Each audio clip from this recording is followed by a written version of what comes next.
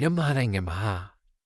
telecommunication အတွက်အသုံးများတဲ့စက်ပစ္စည်းတွေအကြောင်းပြောပြမယ်။အဲ့ဒီစက်ပစ္စည်းတွေရဲ့ brand တွေကတော့ Huawei ရှိမယ် ZTE ရှိမယ် Ericsson ရှိမယ် Nokia ရှိမယ် Alcatel Lucent ရှိမယ်အခြားပစ္စည်းတွေလည်းရှိသေးတယ်။အဓိကအားဖြင့်တော့အဲ့ဒီပစ္စည်းတွေကိုအများဆုံးသုံးကြတယ်။အဲ့ဒီထဲမှာပါစင်းနေအများဆုံးသုံးတာတော့ Huawei ဖြစ်တယ်။မြန်မာနိုင်ငံကရှိသမျှ operator တိုင်း Huawei ပစ္စည်းမရှိတာမရှိဘူး။ဒုတိယအများဆုံးအနေနဲ့ပြောရမယ်ဆိုရင် ZTE ကဒုတိယလို့သာပြောရတာ Huawei နဲ့တိတ်မထူမခြားနာပဲသူလည်း operator တိုင်းမှာရှိတယ်။အဲ့ဒီထဲမှာ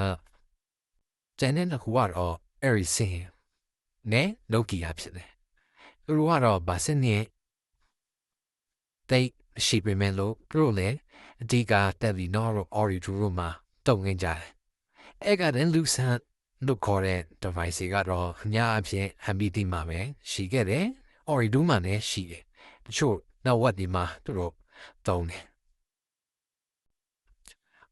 mobile phone တစ်ခု call တစ်ခုဒါမှမဟုတ် telecommunication မှာတုံတဲ့ device တွေကိုခွဲခြမ်းစိတ်အရာမယ်ဆိုရင်အဓိကအဖြစ်ပါဝင်နေပါစေနဲ့ antenna ရှိမယ် antenna နဲ့ချိတ်ဆက်ထားတဲ့ radio signal တွေထုတ်လွှင့်မိတဲ့radio unit ရှိမယ်အဲ့ဒီ radio unit တွေကိုထိန်းချုပ်တဲ့ device တစ်ခုဖြစ်တဲ့ base station unit ဆိုတဲ့ဟာမျိုးတွေရှိတယ်အဲ့ base station တွေကို main server နဲ့ချိတ်ဆက်ဖို့အတွက်အလဲမှာ transmission လို့ခေါ်တဲ့ networking router ကို switch တို့အသုံးပြုပြီးတော့ data center တို့ဘာလို့မှရှိတဲ့သူတို့ရဲ့ controller တွေသူတို့ monitoring လုပ်မဲ့ device နဲ့ချိတ်ဆက်အသုံးပြုရတယ်။ data center ထဲမှာဆိုရင်တော့ controller တွေရှိမယ် server တွေရှိမယ် switching လုပ်ပေးတဲ့ ဖုန်းတွေကိုတစ်ခုနဲ့တစ်ခုချိတ်ဆက်ပေးတဲ့ switching server တွေရှိမယ်အဲ့တို့ပါပြီးတော့မှ internet သုံးပြုရဆိုရင် internet gateway နဲ့ချိတ်ဆက်ထားတယ် internet gateway ရမှတစ်ဆင့်